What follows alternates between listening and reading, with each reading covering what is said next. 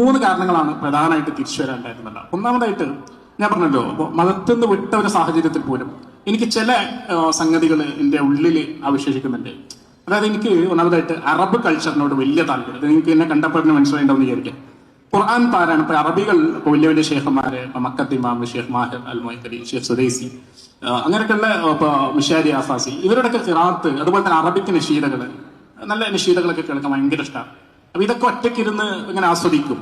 അതുപോലത്തെ ഖുർആൻ പാരായണം കേൾക്കും. ഖുർആൻ പാരായണം കേൾക്കാൻ എനിക്ക് നല്ല ന്യായം ഉണ്ടായിരുന്നു. കാരണം എന്റെ ഉള്ളിൽ തന്നെ ഒരു കോൺഫ്ലിക്റ്റ് ഉണ്ടായിരുന്നു. കാരണം ഖുർആനെ ഒരു ഭാഗത്ത് എതിർക്കുക, എന്നിട്ട് അതിന്റെ ആ പാരായണ ശൈലി ആസ്വദിക്കുക.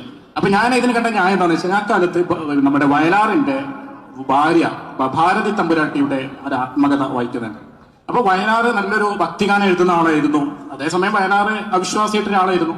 അപ്പൊ ഇപ്പൊ ഞാനിങ്ങനെ എടുത്തോ, അതൊരു പിന്നെന്താണ് ഒരു അനുഭൂതി, അതൊരു സാഹിത്യകൃതി എന്നുള്ള ഒരു സംഗതിയായിരുന്നു. അതുപോലെ തന്നെ കാരശ്ശേരി മാഷ് പിന്നെ ഒരു സ്പീച്ചിൽ ഇങ്ങനെ പറയുന്നുണ്ട്, മൂപ്പര് അബ്ദുൽ ബാസിത്ത്, ഷെയ്ഖ് അബ്ദുൽ ബാസിത്തിന്റെ ഖിറാഅത്ത് മൂപ്പര് നന്നായിട്ട് കേൾക്കുമായിരുന്നു. അപ്പൊ അത് എന്താണ് ഒരു സാഹിത്യകൃതി എന്നുള്ള നിലയിൽ ഒക്കെ കേൾക്കുന്ന ഒരു കലാരൂപം. മൂപ്പര് മാഷിന് മൊഹിദ്ദിമാനെ ഭയങ്കര ഇഷ്ടമായിരുന്നു എന്നൊക്കെ പറഞ്ഞിട്ട്.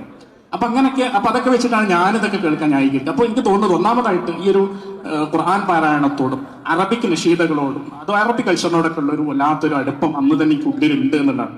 മറ്റൊന്ന്, ഇസ്ലാമോഫോബിയക്കെതിരെയുള്ള ഒരു ശക്തമായിട്ടുള്ള ഒരു സമരം, ഒരു രാഷ്ട്രീയമായിട്ടുള്ള ഒരു സമരം തന്നെയാണ്.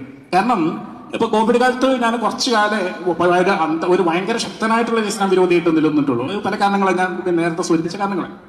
പക്ഷേ യൂണിവേഴ്സിറ്റിയിൽ എത്തിയപ്പോഴേക്ക് ഞാൻ കുറച്ചുകൂടിയൊക്കെ പിന്നെ യൂണിവേഴ്സിറ്റിയിലാണ് ലിബറൽ ആയിട്ടുള്ള ഒരു ജീവിതമാണ്. അതായത് വീട്ടിൽ നിന്ന് ഞാൻ പക്കായിട്ട് മതവിശ്വാസത്തിൽ ജീവിക്കുന്നുണ്ട്, ഉള്ളിൽ മതമില്ലെങ്കിൽ പോലും യൂണിവേഴ്സിറ്റി എത്തുമ്പോൾ ഈ മതത്തിന്റെ കുപ്പായം ഞാൻ വലിച്ചെറിഞ്ഞു.